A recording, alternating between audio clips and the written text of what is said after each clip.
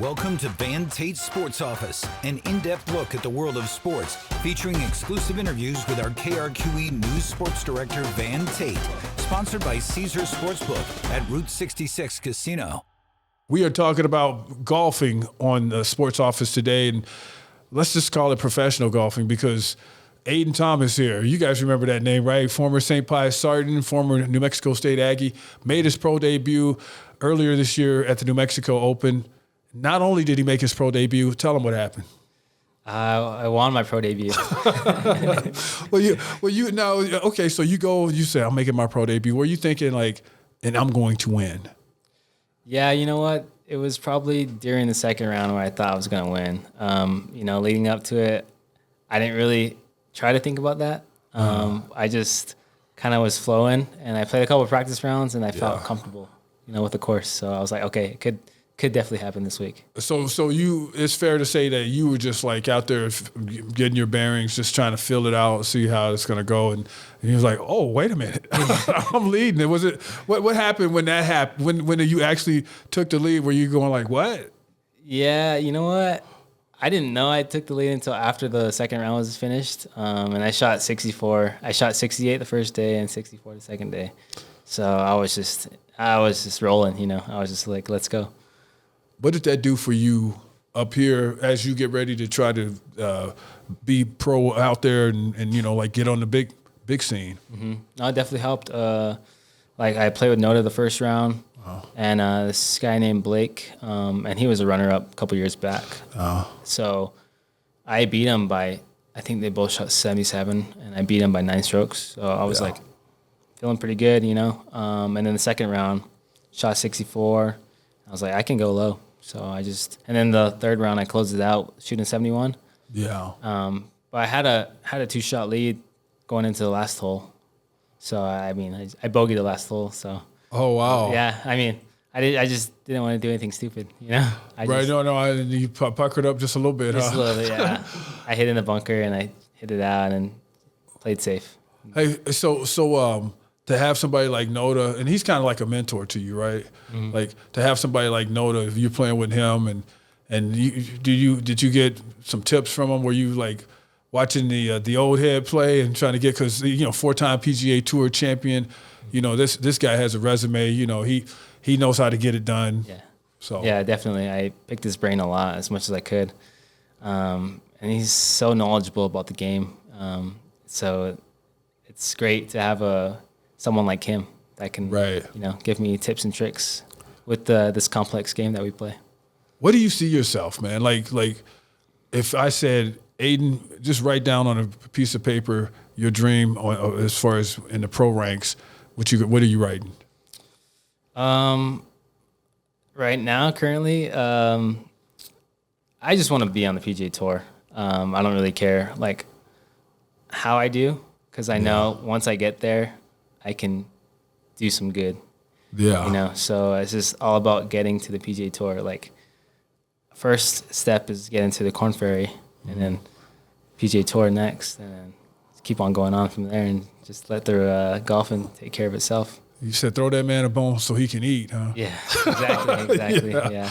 So going back to your earlier, your days at New Mexico State, man, I remember some of those tournaments. This just seemed like you were carrying everybody. And that had to make you more polished to where you can go into the pro ranks and have some success, because you're used to everybody relying on you. That's a different mindset, you're not saying I can't mess up right here. You're saying man, hey, look, I got to do this. Has to happen. You know what I mean? Mm-hmm. Yeah, definitely. Throughout my career for the Aggies, I was always usually number 1 or number 2, and I would have to contribute that score.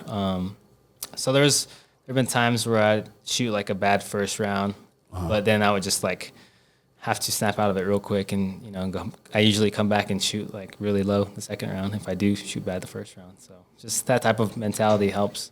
Yeah, you just lock in, huh? Yeah. It's just hey man, this has to be this way, and it's when I say it's a different mindset, because being an athlete, how that is when you when you know that you have to deliver. There's no time for screw ups, or there's no time for thinking about it and getting panicked. It's go time. Let's go. Yeah, and that's kind of, it was like that my freshman year as well. Like I was already thrown into the mix, and I was like the number 3 or 4 player at the time, maybe even 2. And I was like having to contribute a score like every round. So that was good. It was good for me. Didn't you like that? Didn't you like having that pressure on you? Yeah, I definitely play a lot better when I have that pressure. I feel like because you more focused. Yeah, it just helps me focus and dial in. You know. Yeah, because like I said, when you don't have any choice, makes it a little bit easier. Yeah, you kind of have to do it. Yeah, it's almost like a cat being cornered. Yeah, you know. Exactly. Right. Exactly. So that's good. I mean, helped me get better throughout the years. You know, had a long career down there. So you know, your career at New Mexico State. What stands out about that career? You know what? The thing that stands out was winning WAC in my second year on the team. That was really, really awesome moment for us, just because we struggled prior to that, and being able to kind of win out of nowhere, that was awesome, and that kind of helped me just get better throughout my career too. And another thing that stands out was me winning the 2021 Tucker.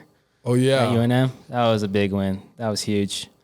So just having my mom, dad, friends, and family out there supporting was really awesome. Yeah, it's kind of nice to get out there and you're coming home and you win. I'm sure.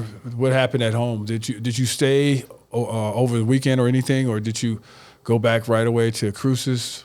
What happened after that? Because I'm sure everybody was ready to throw you a party. Right? Yeah. Am I right? Yeah, you're right. No, I had to. Unfortunately, I had to go back with the team. I think it's like kind of required. It's a requirement, I think. So I had to go back to the team, but you know, we postponed the party, the celebration. So yeah, what ended up happening when you came home and you had time? Did you guys? Did somebody bake a cake for you? Did they have the food and everything? What happened? Yeah. My mom's great at planning parties and stuff like that. So she had a big get together with us family, and then we just partied it up. You know. That's why you won the tournament, man. You said, man, if I win this tournament, Mama's gonna give me a party. That's really food. it, right? Yeah, exactly. My brother's gonna help cook, and my dad, everyone's gonna get it together. What was on the menu, man? Everything. Steaks, hot dogs, burgers. You seem like a steak man to me. Oh yeah, I do. Yeah, I love my medium rare sirloin. You don't even look at the hot dogs, huh? You know what? Not really. Not anymore. Yeah, man, hot dogs is.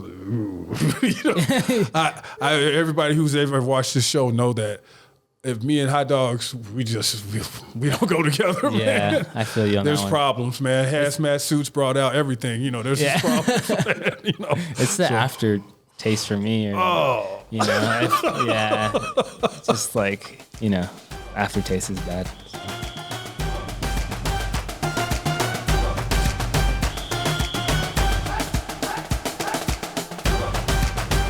The conversation is just getting started.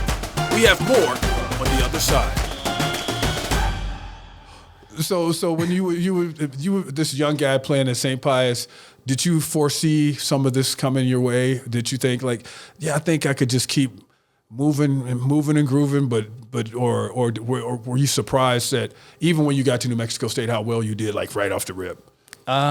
So my freshman year playing for the Sartans definitely helped. I was number 2 throughout the whole year, and number 1 was Patrick McCarthy. And he just helped me get better. You know, he was always posting low scores too. So I had to be the reliable number 2 man. And I always thought that I could be where I'm at today just with the hard work that I put in. My brother is 4 years older than me. His name's Tyrone.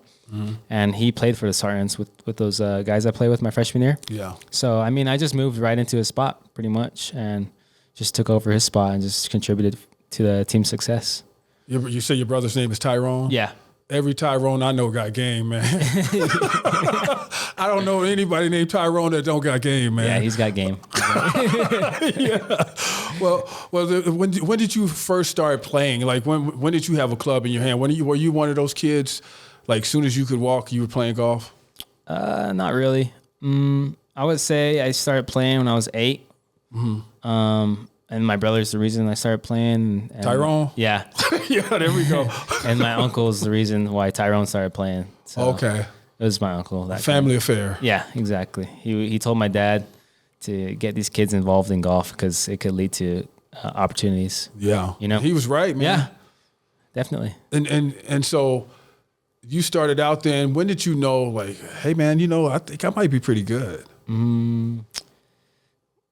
Honestly, pretty early. It was like my second year playing. Really? Yeah. Because we went to a bunch of junior camps and whatnot. So I struggled my first year.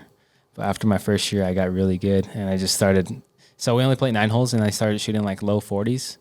After my first year playing. And the first year I played, I was shooting like 60s. So I went from like 60s to like. That's a big difference, 40s. man. Yeah.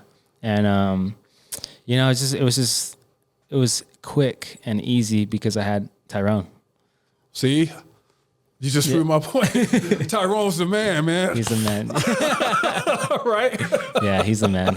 I can't tell him. I mean, yeah, I can't be in a position I'm at now without him. He's going to see this and he's going to say, man, thanks for all that love y'all gave me over there. Exactly. He deserves it.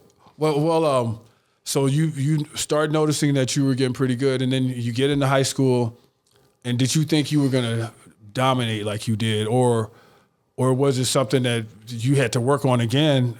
Because a lot of the game is right here in every sport. Confidence, mental confidence. Like I can do this. Yeah, I knew I was gonna dominate after Patrick left the team. I was like, I can't beat this guy right now, but once he graduates and once the guys graduate, then I'm gonna step into the number 1 spot and I'm gonna start winning like he did. Right. So it just took that first year to get adjusted to everything, and then once I got number 1, then I just started taking control and dominating.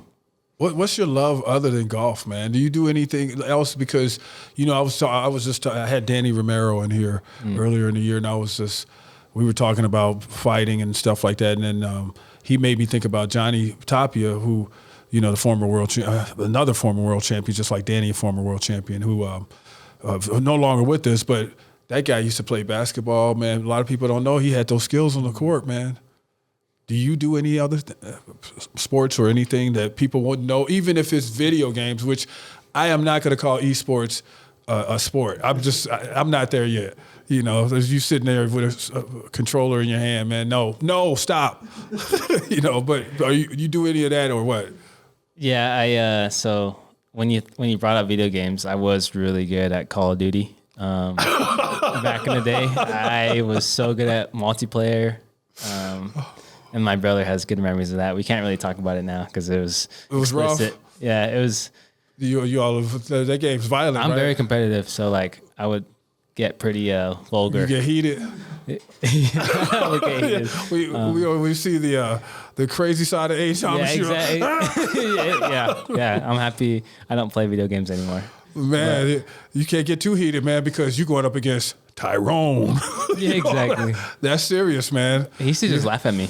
Yeah, he used to watch me. Hey, that tells you everything, man. You were all heated over there. He's just like, ha, ha, ha. He's like shaking his head like, damn, this 12-year-old kid's just. But that kind of competitiveness, that was already in you, as far as like you take that on the golf course. Mm-hmm. Exactly, yeah. I'm very competitive. I hate to lose. But another sport I played was cross country. Okay, good. I've always been a runner.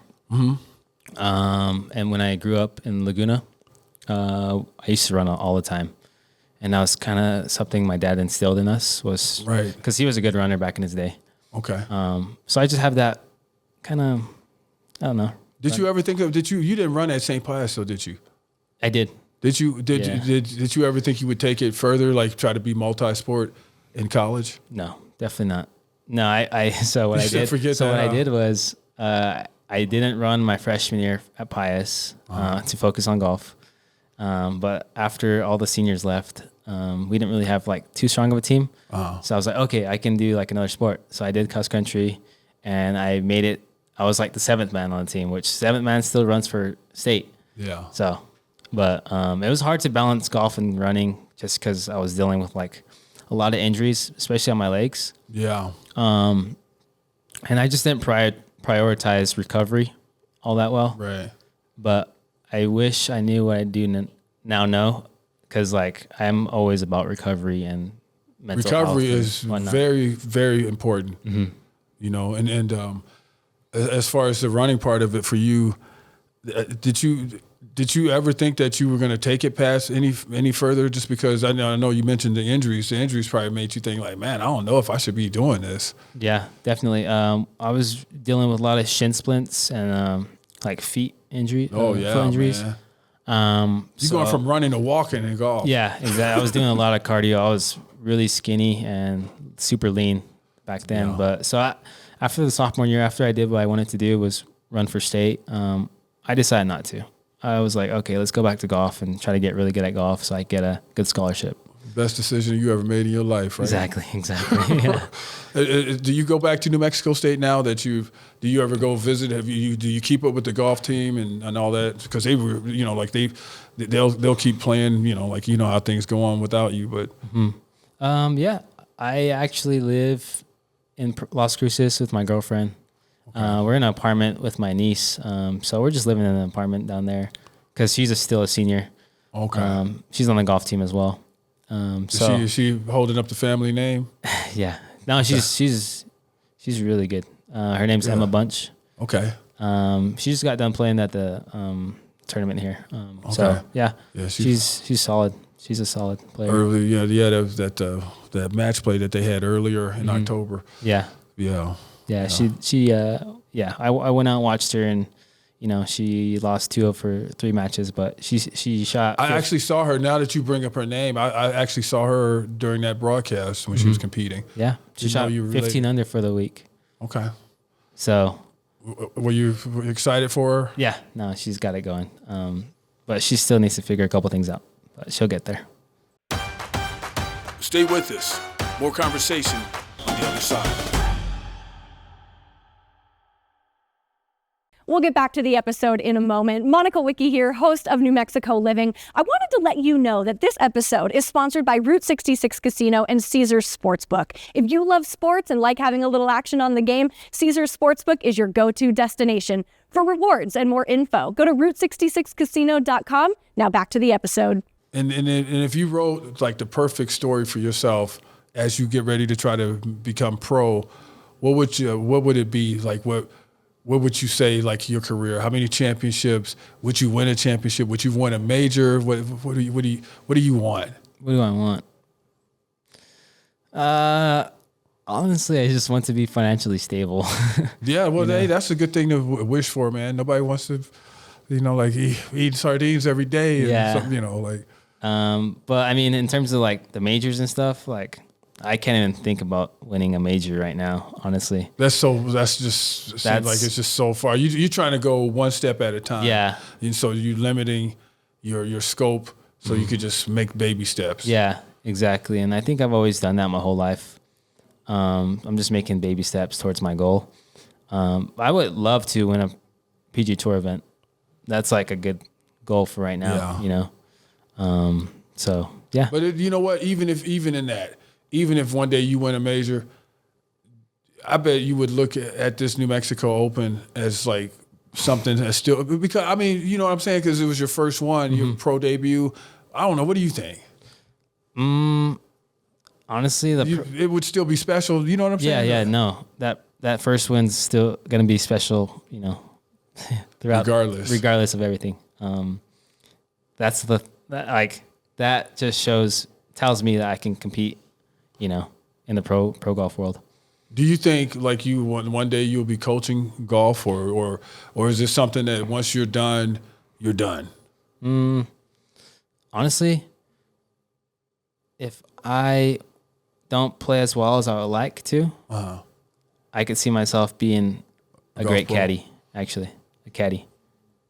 Oh, really? Yeah.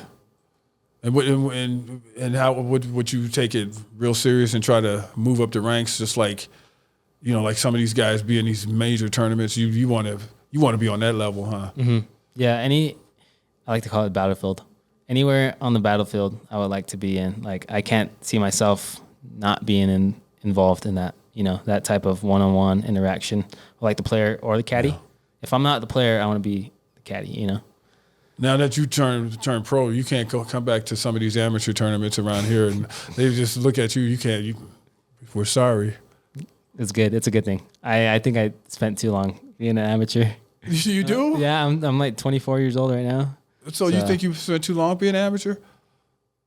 Well, because golf is something maybe you got to refine, so. Maybe not. Maybe it was just perfect, the right amount of time. Yeah. Now you're ready to take the world by storm. Exactly. I'm ready to get my pro career started and just go crazy. What's the as far as the retirement plan and all that stuff? What is that going to look like? Do you think you'd be one of those guys that be, I can't quit now, or once the game is done, you can just walk away? No, I definitely can't walk away from the game. I love the game too much to walk away from.